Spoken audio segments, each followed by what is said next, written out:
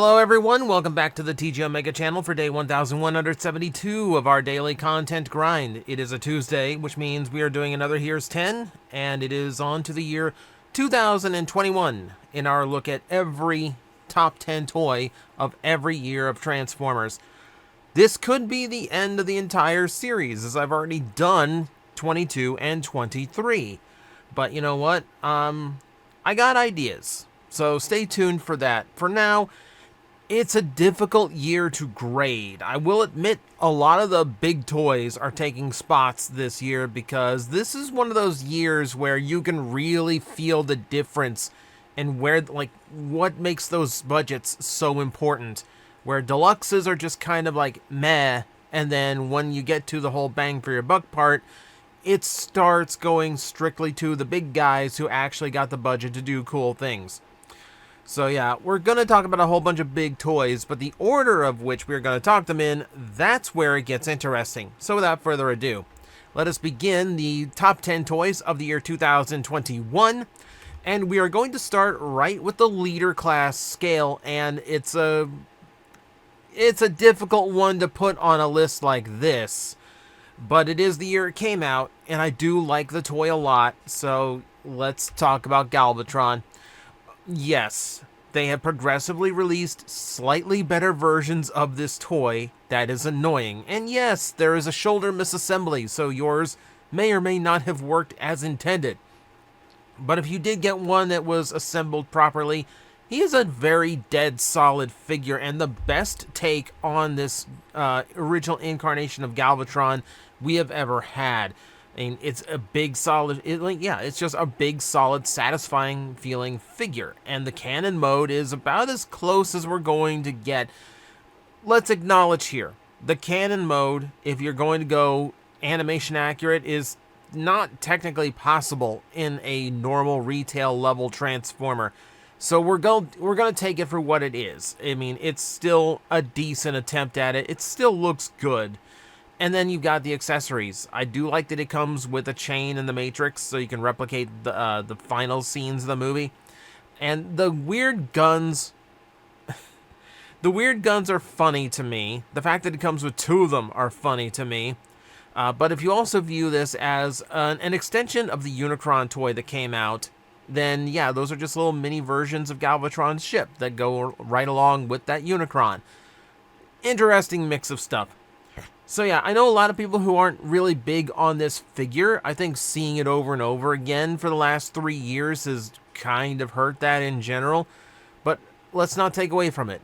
It's still a nice solid figure, and I think it's worth starting the list with. Now we're going to bump this all the way down to the Deluxe class and talk about one of my absolute favorites from the year. I did mention that the Deluxes just didn't feel all that spectacular in 2021. Enjoyable, but they didn't really stand up to how good the larger figures felt this year.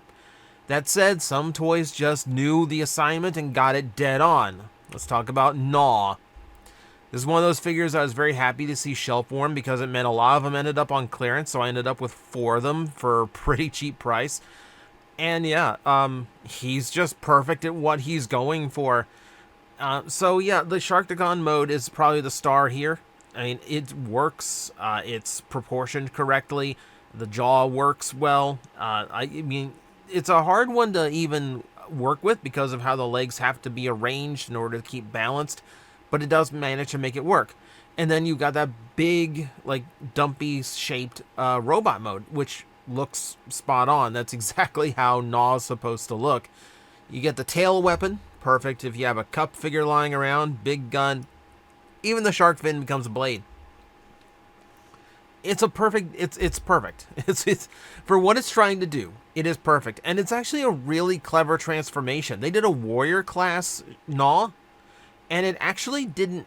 It did a fine job of doing what it did, and they could have just replicated that at a larger scale, but they took it back from ground level and redid it from the ground up, and it worked so much better. This is just a spot-on take on what this design should be. Really fun figure. Really fun to have in multitudes. Having little swarms of these guys is pretty fun. Yeah. It's a weird one to put in a list like this, but I can't deny. It's doing everything right. And now all the way to the top of the size scale. This is probably as low as a Titan has ever been on one of these lists, but let's just call it what it is.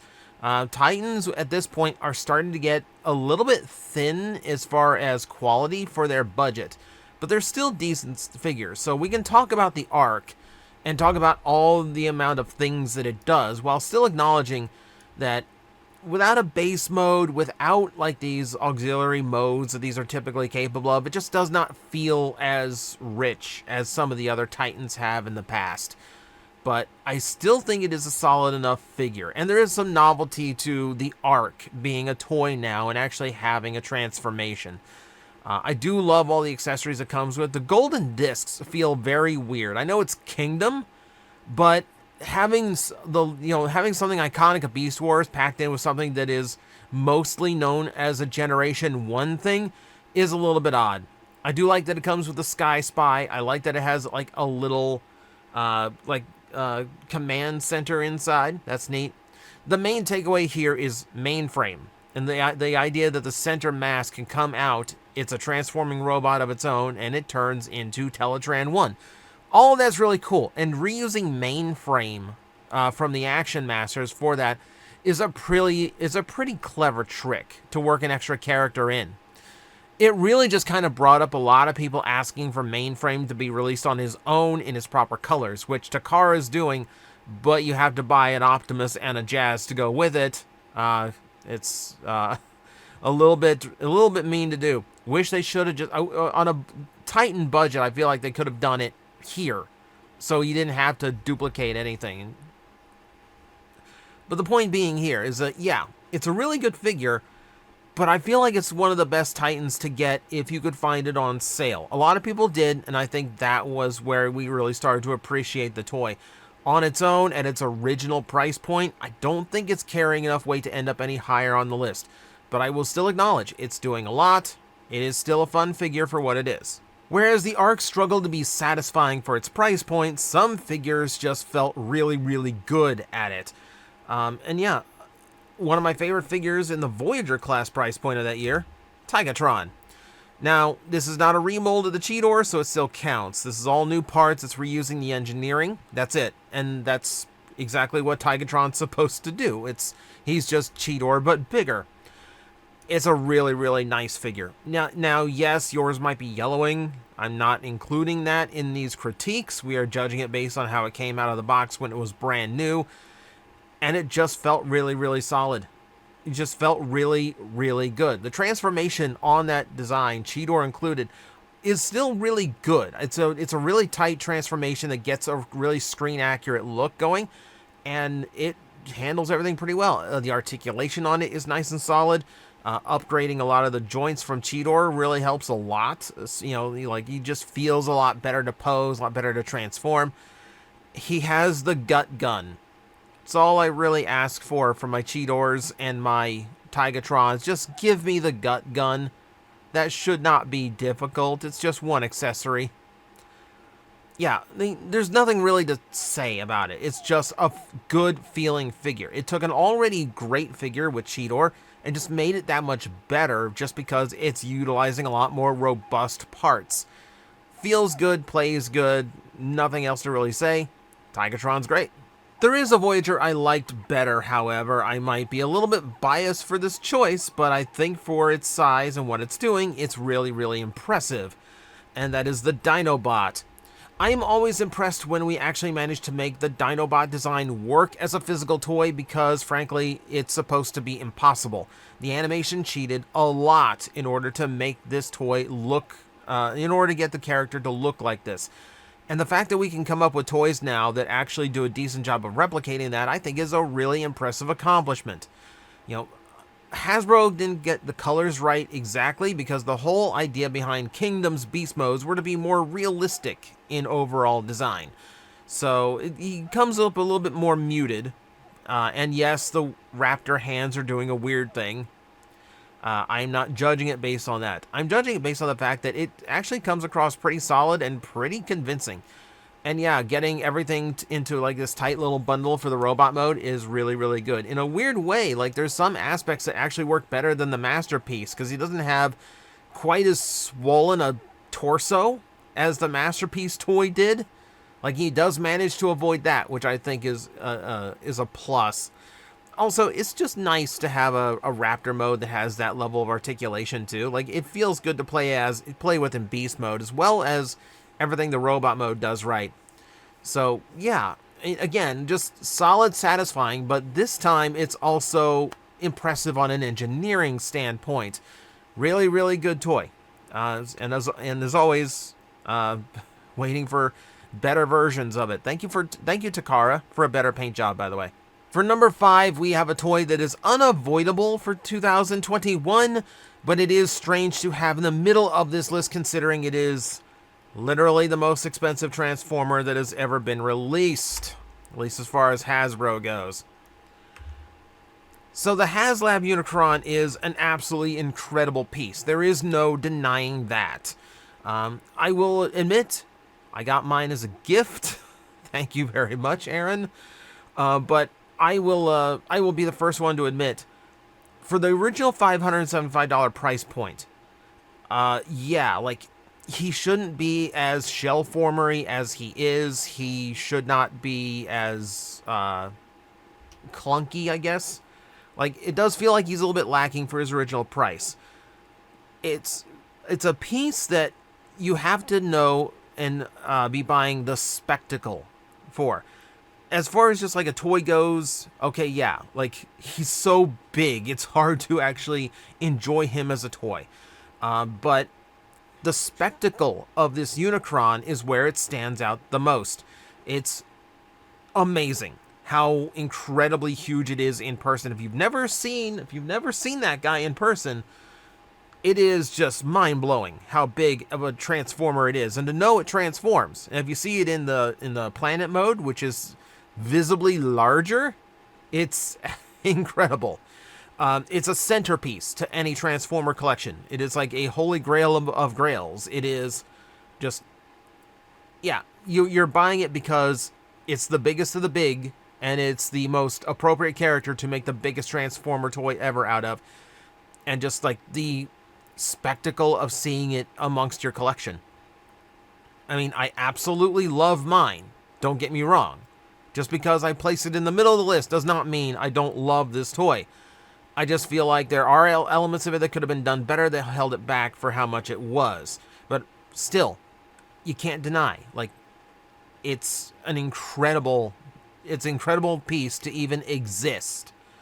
So it deserves to be on this list. But remember, it's bang for your buck around these parts.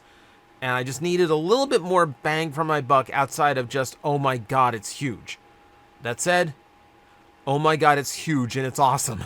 We were at a weird point with Masterpiece here where they started going back and redoing past characters in more animation-accurate forms, now that the Takara engineers were advanced enough to be able to replicate the look of the cartoon in physical form and still get a good representation of the vehicle mode out, which led to some really complex figures. Starscream is something of a technical marvel. It fixes a lot of the proportion issues that the original one had. The chest in particular looking like completely flat across the top, things not being like weirdly out of shape on it, that already is a much better look for him. The fact that he comes up with cartoon accurate shapes and smooth areas is really, really impressive. And yeah, like, transformation wise, this is an incredibly complex figure. And you can even see in the jet mode, there's so much more tech dribble in the jet mode than there is in the robot mode. Simply to get that cartoon accuracy across, as strongly as they could. I didn't really experience this figure until Skywarp, so I didn't really know just how much it was doing and how crazy the engineering had to get in order to pull this kind of toy off. So we give props to the original version, and you can't really discredit the fact that, Masterpiece at times still does Masterpiece stuff. This thing comes with a full display base, comes with effect parts, comes with extra faces, extra accessories, crazy things that I don't think any previous Starscream had ever come with. It's a lot. It's a lot to include on a single figure. And yeah, just on a technical level, it is an incredibly impressive piece. Maybe a little bit more expensive than I'm happy with, which is why it ends up only number 4. Because frankly, Masterpiece can still do it, and still do it for an affordable price. So if Starscream is number 4, then we have to talk about my favorite masterpiece of the year, which surprised me a lot. It surprised me a lot. Now, this comes with a caveat. Again, I only know this toy from the retool that came out, but it came out at the same time. Technically, I could include both on this list. However, we will put Skids on here because I think it's funnier to credit Skids as one of the best toys of the year. But also, yeah, it's technically the first release, so I have to go with the first release on here. I bought this toy as Reboost, the red version, and I was kind of stunned by how much I liked the toy. As a Masterpiece figure, it's still doing Masterpiece level tricks, and it still has some really interesting engineering bits for the transformation, but it's not overdoing it. The toy is fun to just pick up and transform still, which I think is very important for just being a satisfying figure. It comes up cartoon accurate without doing some of the worst parts of the cartoon, like how low his shoulders are in the original series. And then it's still working in some fun little extras, like the fact that the hood opens up to reveal the engine. The hatchback opens up for a storage area. On Reboost, that's where his little bike companion thing goes. You know, and you get a holographic driver with it too, so you get a little bit more accessory play for the non-show character. So like I said, it could be either or. I do think the Reboost is a better version, but Skids is technically the first one out. So I'm going to have to... So Skids is the one who makes the list. And I'm just going to be honest, like, it's just a solid figure. It reminds me of, like, my favorite era of Masterpiece, when they started doing the Autobot cars, and they hadn't gotten too show-accurate, obsessive, and, like, they weren't, like, overly complex, but they had really, really good, interesting ideas for transformation schemes. You know, this kind of felt like a throwback to the Masterpiece era I really, really loved. So, congratulations, Skids. You made the top 3. 2021 was the year that Studio Series started a project that just concluded this year, and it produced some of the best Transformers I've ever seen out of Studio Series. It is no wonder that number 2 on this list is Grimlock from Studio Series 86. Finally, a Grimlock toy that felt like Grimlock is supposed to be. Leader scale, big, solid figure. Like, keep in mind, this is where leader scale started to condense itself and started getting smaller because of part count. Well, the Dinobots get away with being a little bit simpler than that. So Grimlock is doing some heavy lifting as a figure and still manages to be very, very large as a toy. Yeah, it's got the right bulk, it's got the right shell kibble to be like screen accurate, original toy accurate. It's got new tricks, like the fact that it hides the tail inside the legs. It's such a brilliant little trick to the transformation to add in. Very satisfying to transform, still very playable in the beast mode. Like the T-Rex here has quite a bit of extra articulation to him, which is really, really nice. Yes, there's a weird wheelie figurine that comes with it. The figurines were like a budget thing, because that's a long explanation we won't get into here. Suffice to say, there's a reason they exist.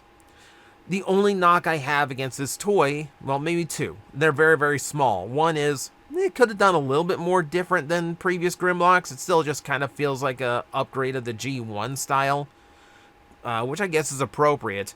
But also, why is his chest window black? I really don't like that. It's not show accurate. It's just, it's even too dark to match the original toy. That's the only grievance I have. You know, I could pop it off and paint it if I wanted to, and I would be perfectly thrilled with this Grimlock.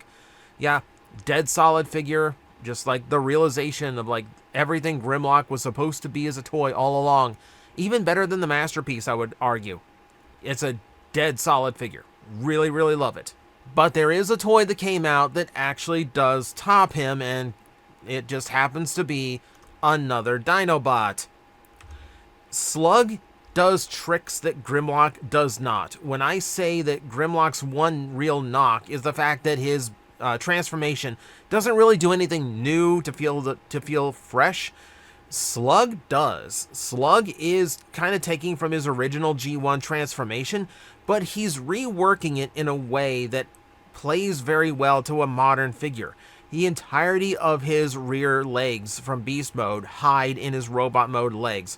That's a really, really good trick. The torso widens and expands and then fills in with extra transformation steps. That's a really good trick. So you get this really screen accurate take on Slug in both modes. You get really satisfying Dinobot figure. He's very articulate and just like Grimlock, feels very solid in your hands when you're playing with him. But we add to the fact that he's doing really interesting transformation stuff, like borderline masterpiece level trickery.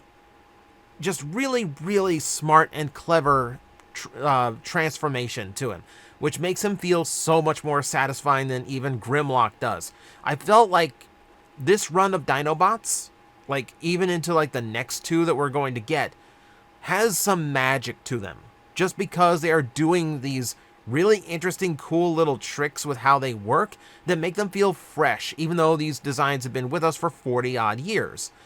Very, very good toys.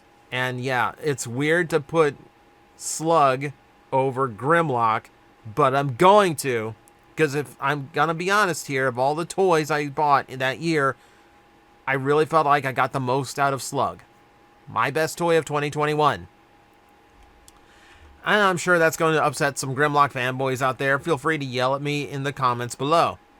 That said, that does leave us the question, what are we going to do now? Because technically this could be the end of the series. You know, I've already done a best of 2022 and 2023. But I started this series as a celebration of the 40 years of Transformers, and it doesn't feel right if I don't make it a solid block of all 40 years. So the decision is, next week, I will be doing the best of 2022 in this format. And while I will go back and see what I chose for the 10 last time I did that, I'm not going to hold myself to it. So if my tastes have changed, if I've gotten to experience new figures since that list came out that will adjust my opinion and move a few things around, I'm going to do that. So hopefully it won't be repetitive, even though we're going to tread the same ground again. So we're not quite done yet. We got at least 2 more in the tank. And hopefully I will see you then. But until then, thank you everyone for watching. I will see you next time.